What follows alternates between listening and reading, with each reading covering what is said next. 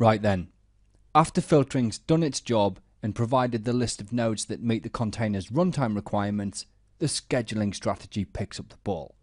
Now, it looks at the list of nodes and it makes a decision about which of those nodes to actually run the container on. And at the time of recording this course, Swarm supports 3 scheduling strategies: random, spread, and bin pack. And I guess just in case it's your thing, you can even contribute your own scheduling backend. Anyway, random's random, right? No rocket science here. It grabs the list provided by filtering, rolls the dice, and pretty much lets fate decide which node gets to run the container. And that's fine, right? But what's it actually useful for? You know what? Not a lot, in all honesty. I mean, I know some people say it's useful for debugging and the likes, and maybe so, but when it comes to planning and implementing real-world production Swarm deployments, I don't personally see it as being of any use. Well, then there's spread. This one's actually the default. Each time it deploys a container, it deploys it onto the node that's currently got the least number of containers. Obviously, this is after filtering's done its bit, right? But the aim of the game with spread is to evenly balance containers across all nodes in the cluster. This one's definitely useful in the real world. And last but not least, there's bin pack, and it's pretty much the opposite of spread. So, instead of deploying new containers to the node with the least number of containers, it tries to deploy to the node with the most containers. The aim of the game here, or at least one aim I suppose, is to use as little infrastructure as possible. So see on the screen here, start loading containers up on this node and keep doing that until you max it out. Once it's maxed out, then yeah, move on and start loading up the next node. This one again is useful in the real world. Now, spread and bin pack both consider CPU and RAM when making their decisions, and that gives us a few things to think about. First of all, when scheduling your very first container on a cluster running bin pack, Swarm's going to run that container on the smallest node in the cluster. That's the one with the least CPU and RAM. And the reason for this? It's trying to keep the bigger nodes free, just in case you ever need to throw a big container on the cluster.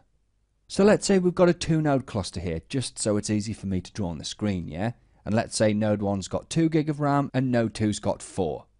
Now then, if we scheduled a new container on the cluster and requested that the new container got 2 gig of RAM, and if Swarm was to schedule it against the bigger node, well, okay, so far so good.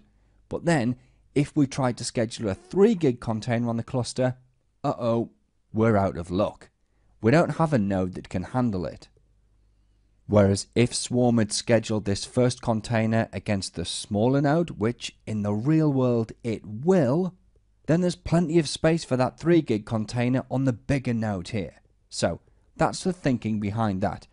And actually, bin pack will do this each time it picks a new node to start loading up. It'll always pick the smallest one. Okay, great and all, and it really is, but a potential downside to that is that bin pack can leave our biggest and usually most expensive infrastructure sitting around unused. Now, whether that manifests as a genuine problem in the real world, I'm not so sure, but I thought I'd throw it out there for consideration. Now, another thing. We said that bin pack likes to max out nodes before moving on to the next one. Well, to make that happen, you need to specify resource requirements when starting containers. Otherwise, at least in my experience, that part of the algorithm doesn't kick in.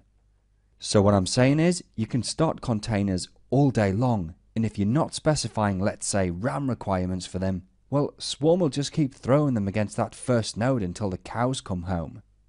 To actually get things working and to get other nodes into the mix, you need to start containers with resource reservations or requirements, yeah? Okay, now this is worth knowing too. Containers in the stopped state, so not currently running, are absolutely considered when bin pack and spread are making their scheduling decisions. This means it's entirely possible, right, for a node to have 0 running containers but a bunch of stopped containers and still not get picked when the next container is scheduled. Because obviously the algorithm looks at the node and says, okay, I see you've got nothing running, but look at all of those stopped containers. I mean, what's going to happen if they all suddenly start up again? Yeah, then the smelly brown stuff's going to be all over the fan. So I'm sorry, I'm treating them just the same as I treat running containers. So yeah, be aware of that. Stop containers still interfere with the game. Okay, not really a massive amount to say about spread right now. It's always trying to balance containers evenly across the nodes in the cluster. So usually we'll end up with something pretty balanced like this. But obviously, if you've got some nodes that are smaller than others, like memory and CPU wise, then you could potentially end up with some imbalance. But you get the picture, hopefully. And I think that's all I wanted to say for now. I mean, look, there's tons more. And of course, the algorithms and the likes are being tweaked and tuned all the time. So, despite what you hear me say here, there is, of course, no substitute for doing your own testing. Whatever you do, please don't take what I say here as pure gospel. Oh no, we're not done. I've got to say this. The scheduling strategy is a cluster-wide setting, meaning an entire swarm cluster can only be running a single scheduling strategy. So you've got your cluster, 2 nodes, 20 nodes, 200 nodes, no matter. Within that swarm cluster, there's only ever going to be one scheduling strategy in force, which we set at the time we start the primary swarm manager, which we'll see later. But yeah, looking at my notes now, that's pretty much all the talking I had planned. I think time for a quick recap of what we said in this module before we start ramping some infrastructure up.